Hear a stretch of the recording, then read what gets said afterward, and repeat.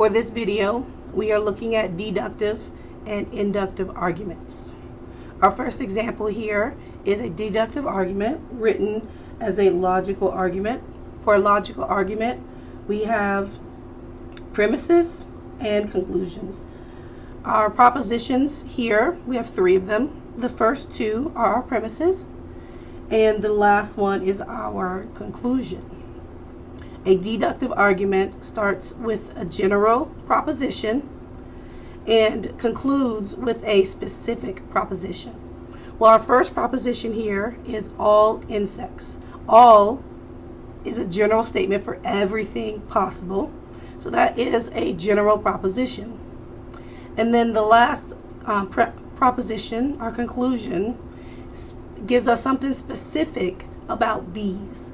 And so in this example, it is a deductive argument because we start off with a more general set of insects, all of them, and then we conclude something more specific about bees themselves. Let's look at another example. This example is all horses can play trumpets. Misty is a horse, therefore Misty can play the trumpet. I want you to notice that our first premise is a false premise. We know that trumpets are not played by horses.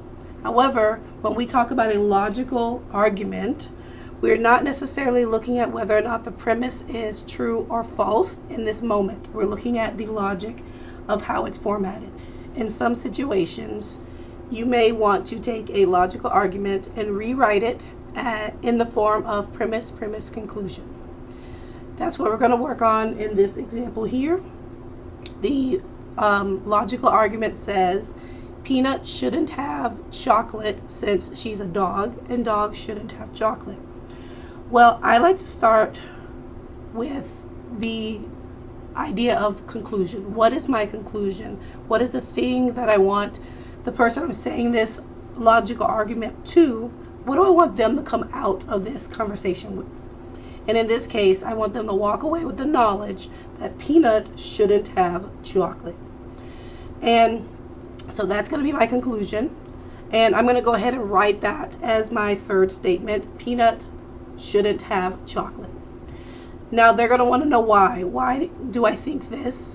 That's going to give me my premise. So the rationale for why I'm saying what I'm saying is going to be my premise. So in this case, my rationale is going to be, I know that she's a dog, and I know dogs shouldn't have chocolate. So that's going to be my rationale.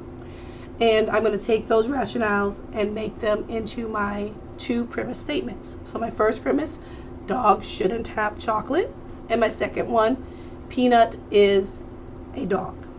Now for your premise 1 and 2, they actually can be interchangeable. You can write your premise in any order that you would like. I like to start with the more general statement. In this case, dogs shouldn't have chocolate is a very general statement. And so I'm going to start with that general statement and then work my way to my conclusion, which is more specific. For our last example, we're going to look at inductive arguments. Our argument says, when I went to the store last week, I forgot my wallet. And I forgot it again when I went back today.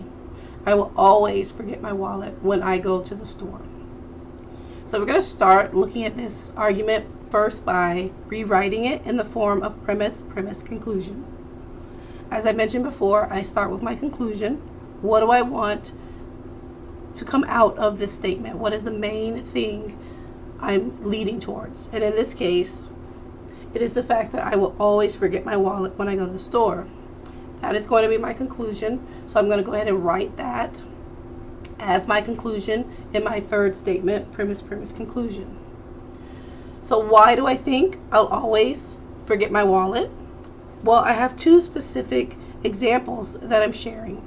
The first one is that last week I forgot my wallet, and today when I went to the store I forgot it again. And so that is going to be my premise. When I went to the store last week, I forgot my wallet, and when I went to the store today, I forgot my wallet again. So in this case, we are generalizing from a set of two specific examples. My recent trips to the store And then we're going to use that information to conclude something about a more general set or a more general situation of all trips to the store.